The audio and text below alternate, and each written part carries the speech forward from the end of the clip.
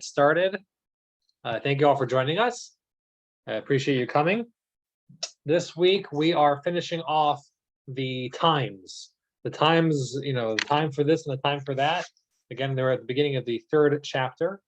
And if you recall, our main focus throughout, or how we've been understanding this, is that King Solomon's main purpose is to provide us with a guide on how to actually achieve happiness through the physical world. That's our assumption, is that he's actually giving us a clue into how that's actually going to work, how you actually do achieve happiness.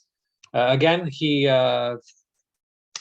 went on a couple different directions with it originally, and at one point he seemed to despair of ever finding happiness from the physical world, but he came to the realization that this all is given to us by God, and it cannot be that it has no purpose at all.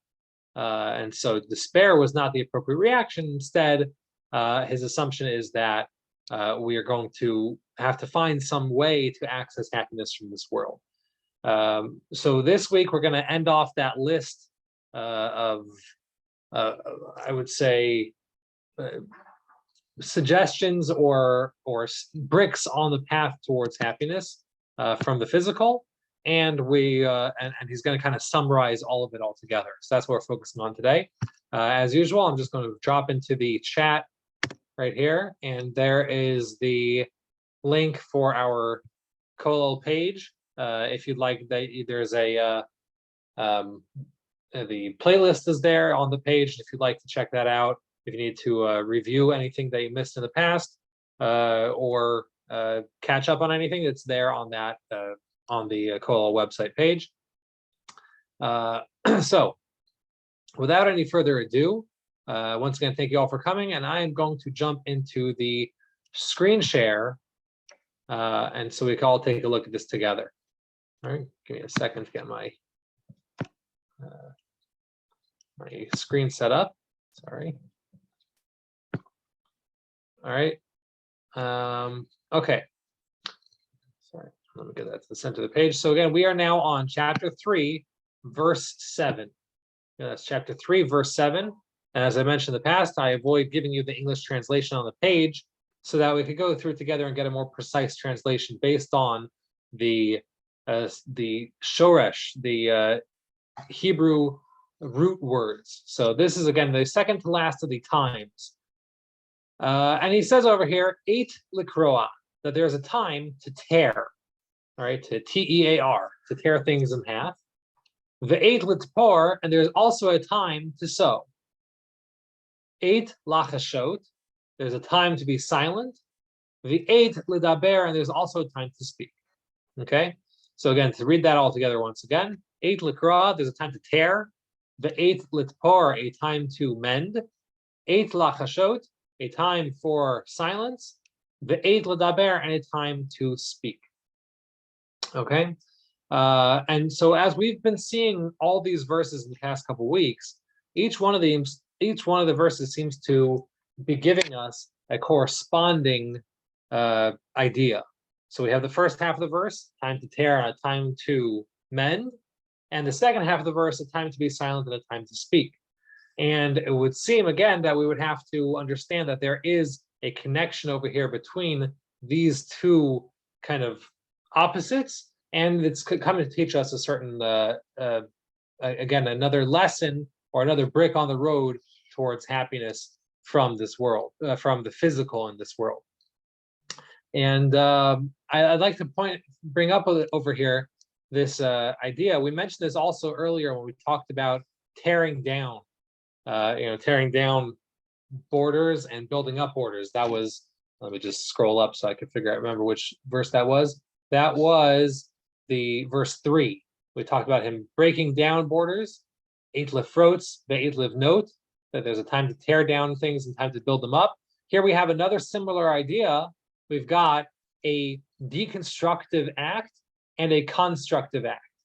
However, we mentioned over there also that when you have any deconstructive act in the Torah's view, in order for an act to be have any purpose, it has to be constructive. We find that by the laws of Shabbat. that when it comes to Shabbat, in order to be, one of the things you're not allowed to do on Shabbat is to tear something, but or to tear clothing particularly, but it's only disallowed by the Torah if it is tearing with a constructive purpose. So in other words, somebody who is sewing sometimes has to tear things in order to mend it. So even though kuroa, tearing, is a destructive act, that destruction is a construction too. All right, it has to be that it's a constructive act, right? Tearing for the purpose of nothing that does not have a fitting time, so to speak. We find this also, the rabbis teach us that if a person does tear things just out of anger, right? Out of anger, they go on a violent act.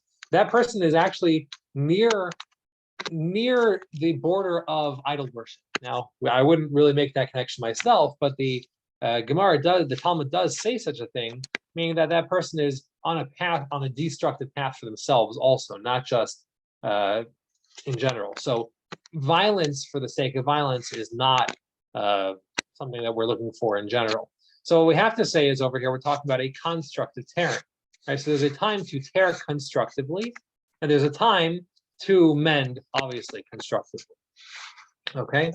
Now, when we then take that and we contrast it with this next side of the verse over here, that there's a time to be silent and a time to speak.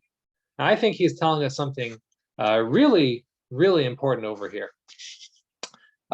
We live in a very special time nowadays. I would say that almost everything has been democratized, particularly the idea of belief, right? Belief is that people have access to any belief system that they could possibly get their hands on, right? And the freedom of information and the freedom of just the ability for anybody to spout off their mouth is really, it's openly available for anybody. And we actually, we thank God for that all the time. And we're thankful to the wisdom, the foresight that the founding members of the United States had to put that idea, the freedom of the press, the freedom of speech. We benefited from it all the time as Jews, as Americans. So there's a freedom of information everywhere, and anybody can say whatever they want. And what I've noticed is that you start to get, when people are able to say whatever they want, they do say whatever they want. And that's, I think everyone would agree on that there is definitely opinion has also been democratized. That opinion is just a free thing. Anybody can voice their opinion at any time, which again, a good thing in general. We appreciate that that's true. But he is telling us over here that there is a 8 lachashot, there is a time to be silent. Okay? There's a time when your voice is actually not going to be helpful. And what is the constructive thing to do? Similar to tearing, it may be to be silent. Now, that itself is a difficult thing for us to come to terms with.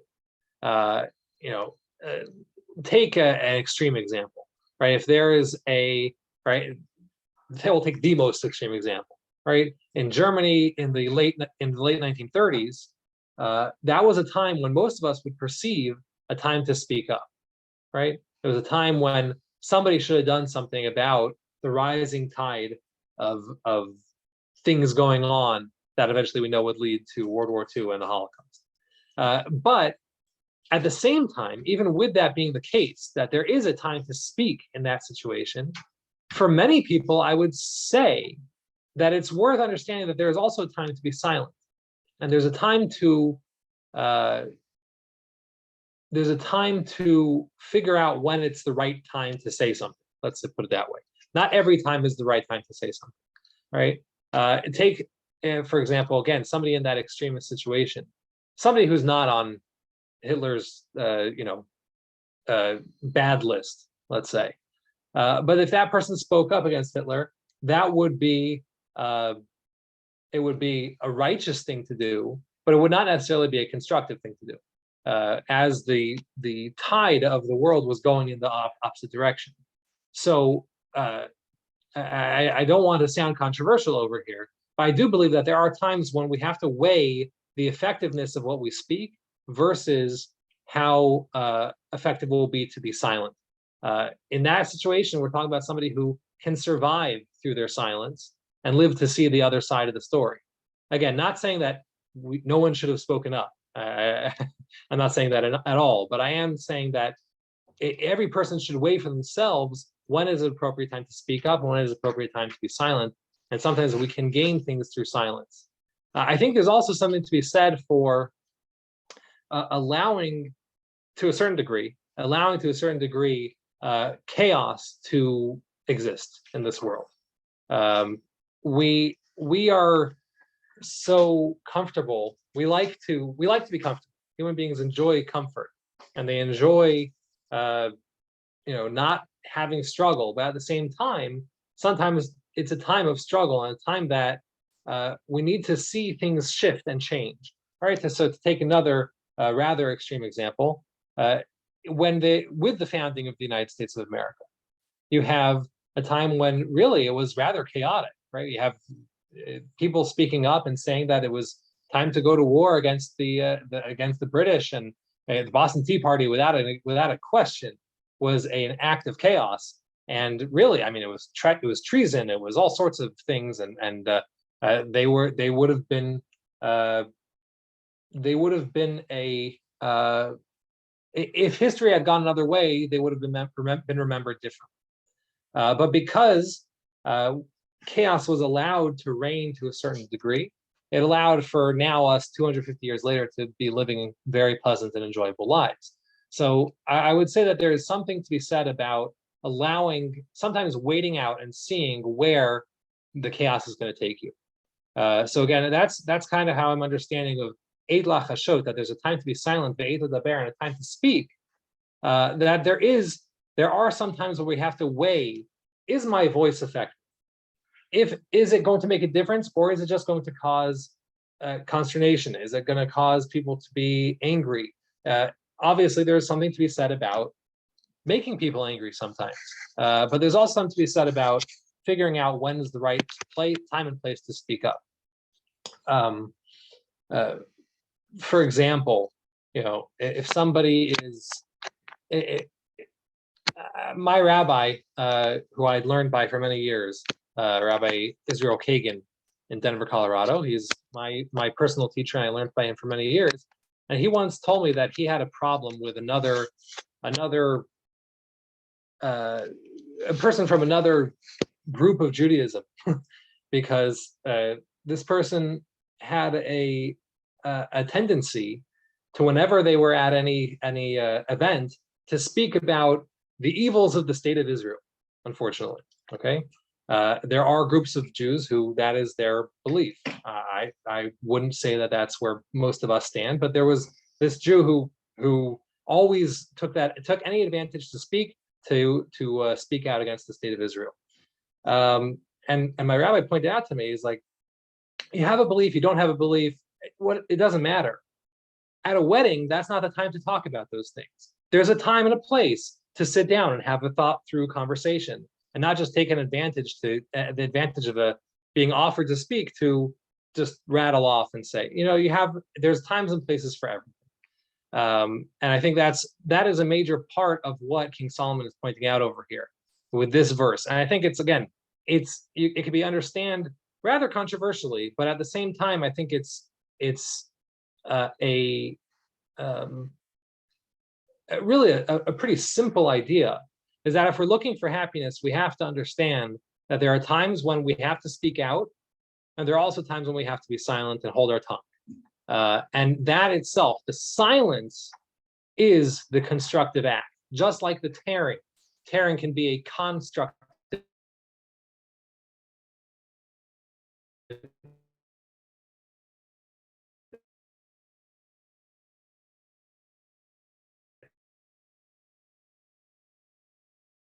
act. I hope I didn't offend anyone with that.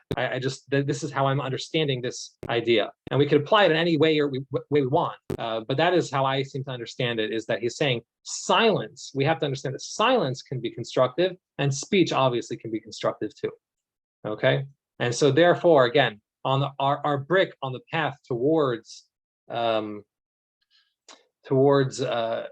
happiness is recognizing that there are different times, and sometimes our activism is going to turn people away, is going to turn ourselves off, is going to lead us away from the path of happiness.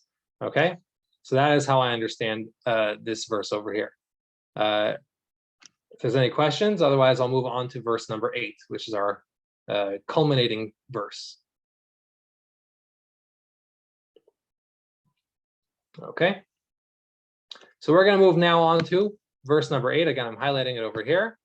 This is verse number 8. This is the last one, the last of the times. And now we're going to see this. This is one of the most well-known of them. Eit le'ehov, there's a time to love. Ve'eit l'sno, and there's a time to hate. Eit milchama, there's a time for war. Ve'eit shalom, and there's also a time for peace. So again, Eit le'ehov, I'm going to read it again. Eit le'ehov, there's a time to love. Ve'eit l'sno, and there's a time to hate. Excuse me. Eit milchama, there is a time for war. Ve'eit shalom, and there's a time for peace. Okay. With this verse, there's one thing that stands out to me immediately, which is that, again, looking at each side of the verse as corresponding, the beginning of the verse corresponds to the end of the verse, then we seem to have somebody switch the order on us, because he says there's a time to love, and corresponding to that would be a time of war.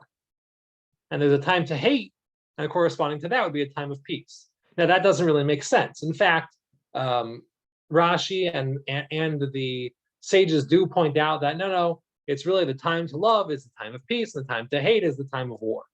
But that's one understanding. Okay, one understanding would be, as is pointed out again by some of the commentaries and the sages, that the order has been switched. You're right. It's you crisscross it, flip the denominator, something like that. But looking at it as we have been looking at it, and the fact that each side corresponds to the next, then we have an interesting idea stated over here too, which is that we have a time to love, and that time corresponds to the time of war. And we also have a time for hatred, and that corresponds to a time of peace. And I think one of the things that we have showing up over here is an interesting idea that hatred is a luxury. Hatred is a luxury of peacetime. When we are living pleasant, peaceful lives, that's when we start to get annoyed with other people. That's when we start to break down our connections with other people. When we have a common struggle that we're going through, or a common enemy that we're fighting against, that's when we seem to love each other. And the Eit Milchama, the time of war, that is also the Eit Lahov, the time to love. I'm constantly reminded, I grew up in the 9/11 world, right? I was in 5th grade, so when 9/11 happened. So my middle school experience was, the reeling from 9/11. And, I can't help but look fondly back on those years after 9/11 where, sure, there was politics, and sure, there was this and that, but in a certain sense, there was a unity in the country against a common enemy or a common ideal that did not follow, that our country did not follow. So we were united. I remember that was the big thing. Everyone that year was, all the T-shirts were "United We Stand." Everything was "United We Stand," right? When you have a time of war, that's a time when people tend to gather together and love again. Again, in a time of peace, that's when it's much easier to hate people. I've always wondered, just kind of like a thought experiment, is, let's say aliens came from another planet and they started, attacking the world. I think we would band together pretty fast. We don't like the Russians don't like us, and nobody likes the Iranians. And all. I think if such a thing were to, happen, I think we would band together pretty fast and would say, you know what, we're putting everything aside. To a certain degree, you saw that with COVID also, right? It wasn't so, COVID was pretty unique situation in the fact that it did not unite people, but at a certain time and at a certain degree, it did unite people. So I would say that, again, hatred is a luxury of a peaceful time, right? When you get into fights with your neighbor and all that, it's because other things are going well. And it's good to recognize that and remember that.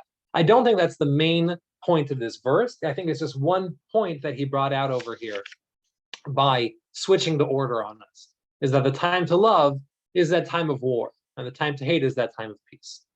I do think that the main push of this verse over here is he's really boiling everything down to his main point, which is that things have their times, and particularly there is such a thing as a bad time.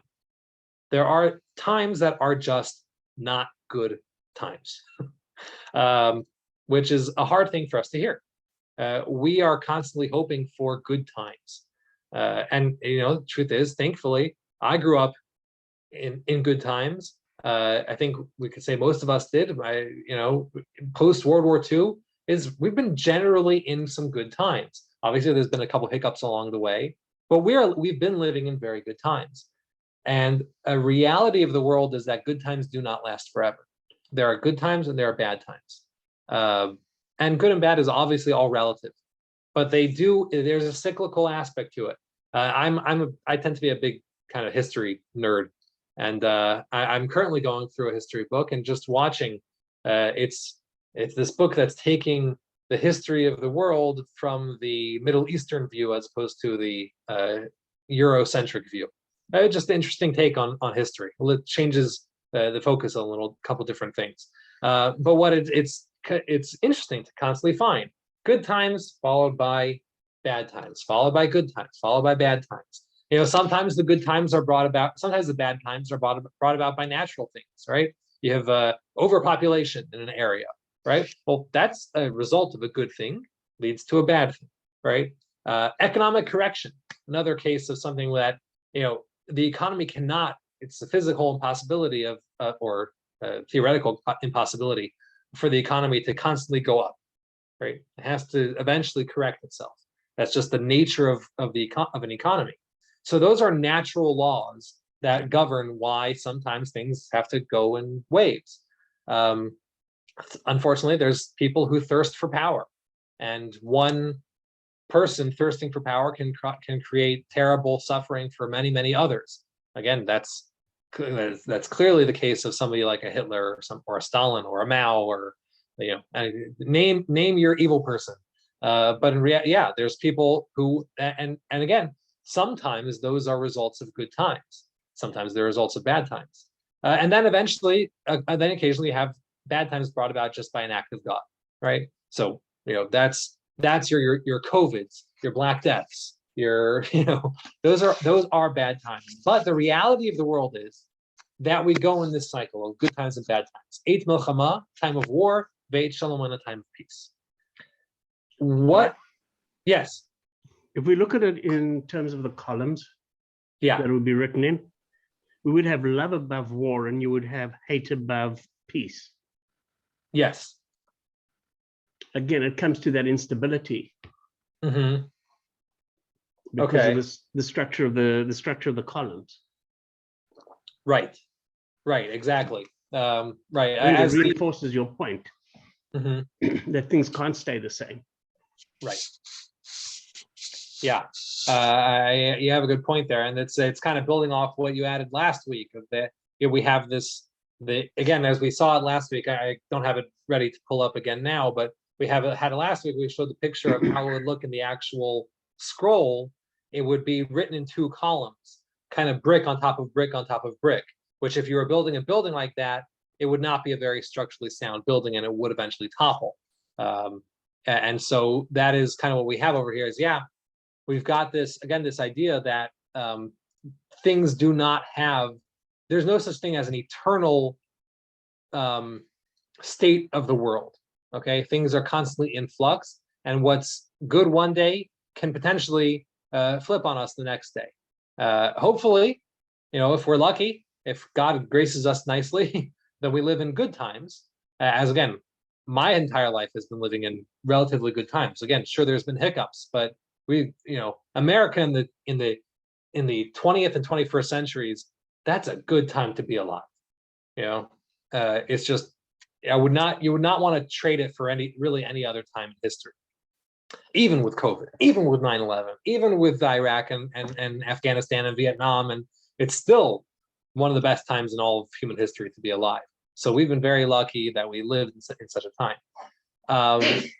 With the what I think is part of the idea that he wants us to see over here is that it helps to recognize what period of time you're living in and allow it to happen, or allow yourself to exist in that framework, in that time.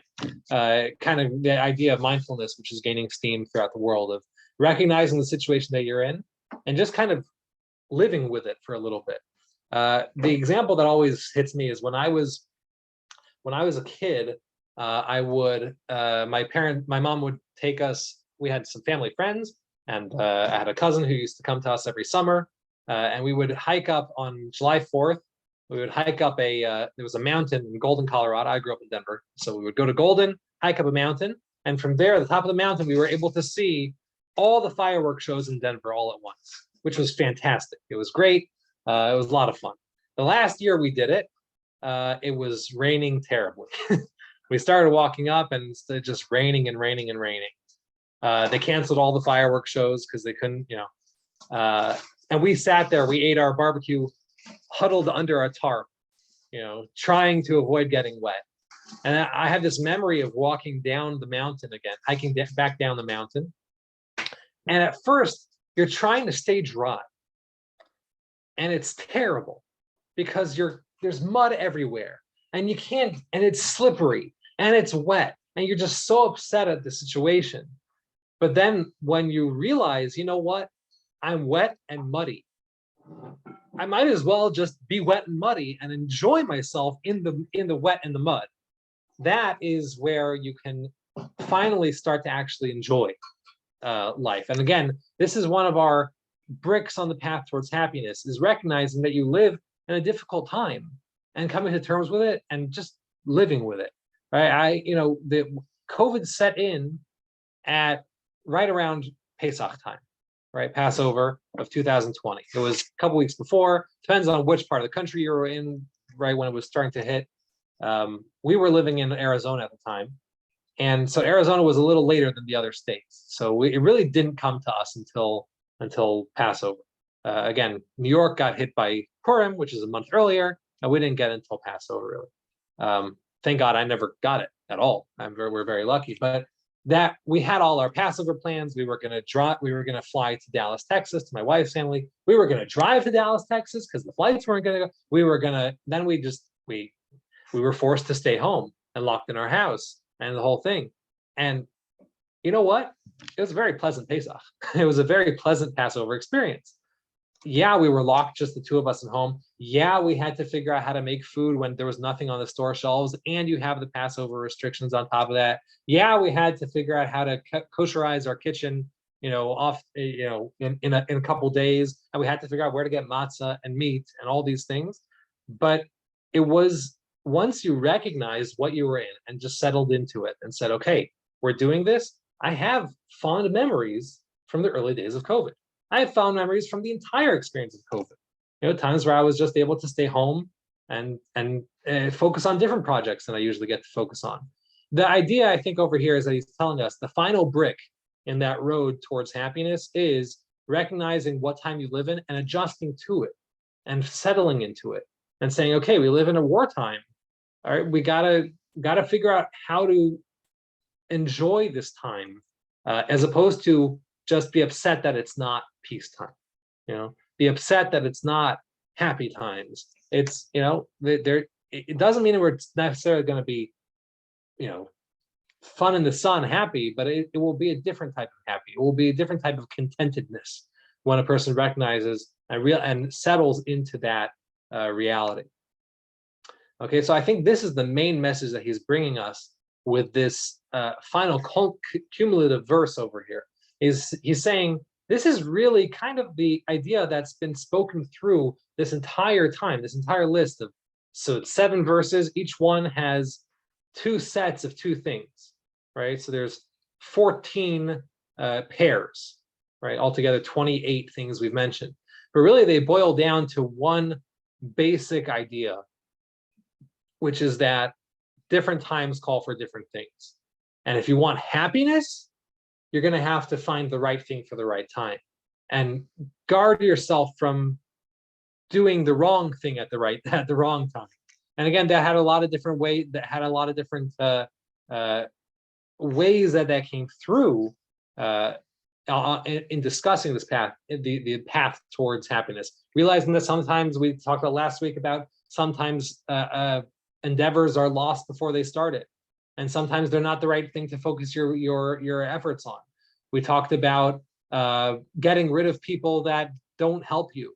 We talked about waiting to see things through to the end, to be able to look back on them after everything's said and done. These are all kind of facets of the same idea, which is that not every time is appropriate for every response. You have to hand pick your response to every event. And again, we said at the beginning, this word eight is coming to imply a time that's spontaneous, it's sudden. Things change rapidly, suddenly. And so what was his problem to start out with wisdom and with happiness? He said, it doesn't help me. I can't save me from death. It can't ensure me, can't ensure that my children are going to follow in my path, or the world's going to remember me, or anything like. You know what? You're right. But it does teach you, happiness is figuring out how to respond to each situation as it comes up. And that's what he's going to say in these next 3 verses, which we'll get started right now. And he kind of just speaks out the question. I would say it's almost a rhetorical way of speaking out the question. Let's read it all together. He says, Ma yitron, what gain is there, ha'oseh, for the one who does, ba'asher hu amel, for all the hard work that they put in. Okay? Again, what gain is there for the one who does things, for all the hard work that they put in? And I would read it a little differently as, so what is the gain that a person has for all the hard work that they do? And he's going to answer in the next verse. So I don't want to spend too much time because it kind of has to be read together. So again, what is the gain that somebody who does something, what is the gain that a person has for all the hard work that they put in? On that he responds, the answer is, Re'iti, I have seen et ha'inyan, the idea. I have seen this whole idea, everything we've said. Asher natan ha'elokim, livnei ha'adam, that which God has given to people. So I've seen everything, all this whole process and everything that he gave to us. Again, that's an important point. He understands it all comes from God, and therefore must have a purpose. And it's all there for one purpose, which is la'anot bo, to answer thusly. Okay, and the answer is the next verse. So again, this is kind of a buildup. I'm going to read the next verse, and then we'll go back and kind of touch all of them together. And the answer, everything that God gave us, all the quests, all the challenges, it's all there for us to answer this with this one answer. Et hakol asa yafeh v'ito. Everything that he created, that he made, is beautiful in its time. Gam et ha'olam natan b'libam. God also gave the world he gave into their hearts. Mi beli asher lo yimtza ha'adam et ma'aseh asher asa ha'elokim b'rosh v'ad. And that a person, this is a very hard verse to read, a person is unable to find everything from beginning that God has done from beginning to end. That's a very strange sentence structure. Let me read that one more time. Et hakol asa yafeh v'ito. Right, this is kind of the thesis over here.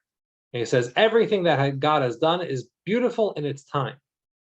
Gam et ha'olam natan b'libam. He has given also the world into their hearts, mi beli asher lo yimtza ha'adam, in a way that people cannot find or cannot understand, at ma'aseh asher asa ha'elokim, that action that God has done, Meirosh Vad So, from beginning to end. Again, very strange sentence. But in other words, he's saying like this. So looking back on everything we've said, what is the gain that a person has? That's the first test. What is the gain that a person has for all the hard work that they put in? What do I walk away with at the end of the game? The entire game is there, so to speak, so that we can look at everything. Verse 10, we can look at all the things that God has given to us, and we can answer it and say, we can respond by saying, God has put everything in its place, in its time beautifully. God has beautifully placed everything in its appropriate time. Again, this is kind of a motto, a mantra over here. Et hakol asa yafeh v'ito. That everything that God has done is perfect in its time. Okay? And then kind of the continuation of that verse over there, that's where it gets very murky in what exactly that means.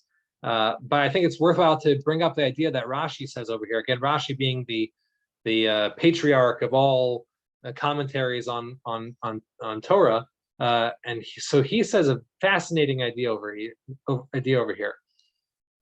and very unlike Rashi to do. Rashi is usually very straightforward. But what he says over here is, no one person can do everything. Okay, a shoemaker can make shoes, but can't build the Empire State Building, and the architect can build the Empire State Building, but can't make shoes. Right? So everyone's got a purpose and everyone's got a place. All right. No one person is all capable, is able to do everything. I read a while ago Walden by Walt Whitman, and it's interesting there because his goal was to go and do everything all by himself and to live like what we would call off the grid nowadays. But he still has to go and get supplies from the market every once in a while. So no one person can do everything. But Rashi says we need to come together and we need to join as a society to join together to figure out everyone's place in that big puzzle. But the one common denominator that pushes us all forward is the fact that we don't know when we're going to die. And he says, you don't know when your end is going to come. He actually brings that out from the fact that the word olam, which usually means world, and that's what it means over here. The fact is, over here, it's written without the letter vav, which would usually be in the place of the o sound. Instead, it's written ayin lamed mem. That word means mystery. Alam means something that's mysterious that we don't have access to, we don't know about. And so he says, there's a big mystery in life. You don't know when a person's ultimate demise is going to happen, but that's what pushes us forward. I'm not going to wait to do something because I got to do it today. I'm not going to wait. As he puts it, I'm not going to wait to plant the vineyard or build the house. Right? I'm not going to wait to start the job. I'm not going to wait. I got stuff I need to do, and you don't. The thing that's pushing us forward is the fact that we have that one big missing piece. That thing that was his question to start out with, right? How do I know? How do I save myself from death? You know what? You can't. And that's what's pushing all of us forward to join together, to work together, to build society, to get things going, to get things off the ground, not to wait, not to procrastinate. So that's the one idea that is really kind of central over here. So he says, what's the purpose of all the hard work that a person does? It's all there so that you get what you get. You look and you say, you know what? Everything has its place. Everything is beautiful in its time. Everything that God has done is perfectly situated for its time. The rich person's perfectly situated for their time. The poor person's perfectly situated for their time.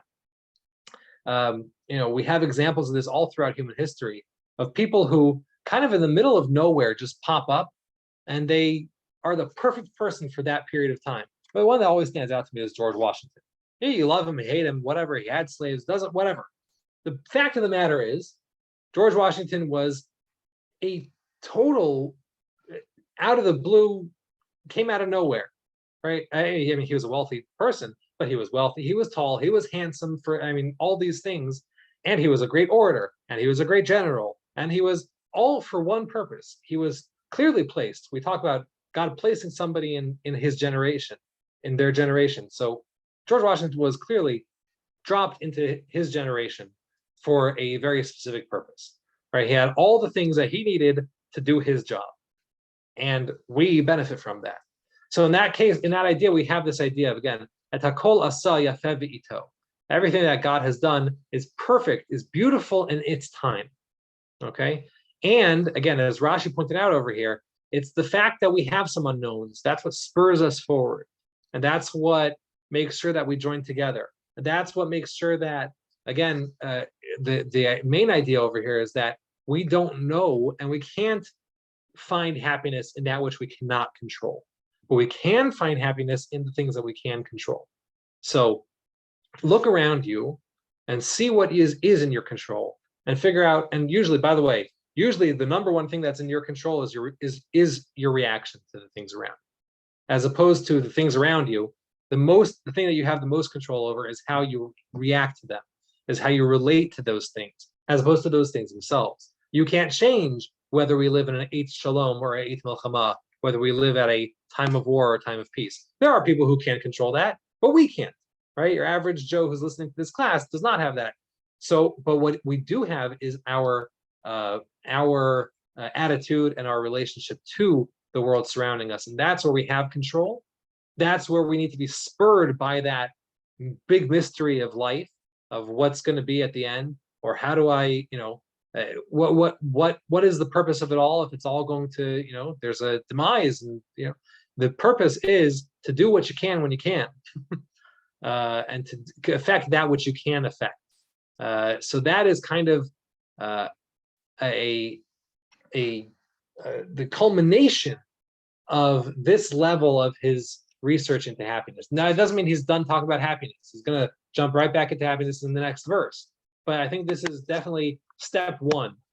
I would say it's almost like a chapter ending for this idea that he's bringing out, which is, all right, what's the purpose? How do I gain happiness from the material? Figuring out what I have control over, and not worrying, not necessarily not worrying, but figuring out the right attitude towards those things I cannot control. So that's it for tonight. Thank you again for joining us. Appreciate all coming. I'm going to go back into the. I'm going to stop the share and go back into here. And everyone, feel free to sign off. I will see you next week. And yeah, looking forward. Maybe I have a quick question. Sure. Can we start our next session? You can go over the translation of that verse once again.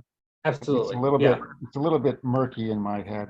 I understand your commentary, but I'd like to get to the language of the text. Yeah. I myself, actually, I had to look in a couple different translations to just see, because my Hebrew decoding skills were limited in how I was able. I couldn't figure it out on my own. So I'm I will go through that again next week and kind of give a better rendering of that. Awesome. Thank you very much. Lovely class. Thanks. All right. Thank you, Blair's. Great to see you. Thank you. It was great. Okay. Thank you. Thank you. All righty. See you next week.